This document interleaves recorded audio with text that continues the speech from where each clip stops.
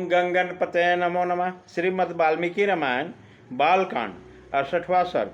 राजा जनक का संदेश पाकर मंत्रियों सहित महाराज दशरथ का मिथिला जाने के लिए उद्यत होना। राजा जनक की आज्ञा पाकर उनके दूत अयोध्या के लिए प्रस्थित हुए। रास्ते में वाहनों को थक जाने के कारण 3 रात विश्राम करके चौथे दिन वे अयोध्यापुरी में जा पहुँचे। राजा की आज्ञा से उनका राजमहल में प्रवेश हुआ। वहाँ जाकर उन्होंने देवतुल्य तेजस्वी बूढ़े महाराज दशरथ का दर्शन किया।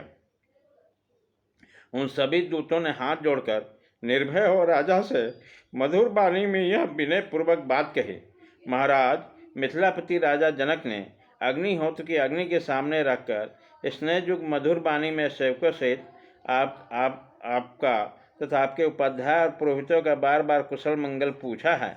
इस प्रकार व्यागतिर रहित कुशल पूछकर मिथिलापति विदेहराज ने महर्षि विश्वामित्र की आज्ञा से आपको यह संदेश दिया है।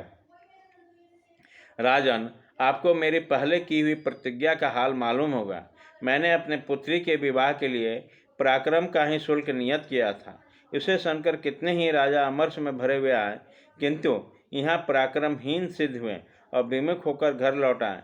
नरेश्वर, मेरी इस कन्या को विश्वामित्र जी के साथ अकस्मात घूमते फिरते आए और आपके पुत्र श्री राम ने अपने पराक्रम से जीत लिया। महाबाहो, महात्मा श्री राम ने महान जन समुदाय के मध्य मेरे यहाँ रखे हुए रत्न स्वरूप दिव्य धनुष को बीच में ही तोड़ डाला। अतः मैं इन महात्मा श्री रामचंद्र जी की अपनी बिन शुल्क कन्या सीता को प्रदान करूँगा। ऐसा करके मैं अपने प्रतिज्ञा से पार होना चाहता हूँ। आप इसके लिए मुझे आज्ञा देने की कृपा करें। महाराज, आप अपने गुरु एवं पुरोहित के साथ यहाँ शीघ्र पधारें और अपने दोनों रघुकुल भूषण श्री राम लक्ष्मण को देखें। आपका भला हो। राजेंद्र, यहाँ पधार कर आप मेरी प्रतिज्ञा पूर्ण करें। यहाँ आने से आपके दोनों पुत्रों के विवाहजनित आनंद की प्राप्ति होगी। राजन, इस प्रकार विदेहराज ने अपने यहाँ मधुर संदेश भेजा। उसके लिए विश्वामित्र जी की आज्ञा और सतानंद जी की भी सम्मति प्राप्त हुई थी। संदेशवाहक मंत्रियों का वचन सुनकर राजा दशरथ बड़े प्रसन्न हुए और उन्होंने महर्षि वशिष्ठ, वामदेव तथा अन्य मंत्रियों से कहा, कुशिका नंदन, विश्वामित्र से सुरक्षित और कौशल्या का आनंद वर्धन करने वाले श्री राम और छोटे भाई लक्ष्मण के साथ विदेह देश में निवास करते हैं।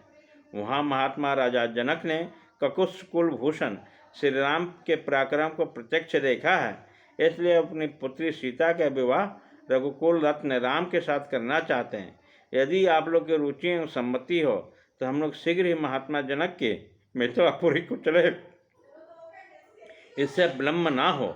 यह सुनकर समस्त महर्षि जनित मंत्रियों ने बहुत अच्छा कहकर एक स्वर में चलने की सम्मति दी। राजा बड़े प्रसन्न हुए और मंत्रियों से बोले, कल सवेरे ही यात्रा शुरू कर देनी चाहिए। महाराज दशरथ के सभी मंत्री समस्त सद्गुणों संपन्न थे। राजा को उन्होंने बड़ा सत्कार किया। अतः बारात चलने की बात सुनकर बड़े आनंद के साथ वहाँ रात्रि व्यतीत की। इस प्रकार श्री वाल्मीकि निर्मित आर्ष रामायण आदि काम में बालकांड में 68वां सर्ग पूरा हुआ।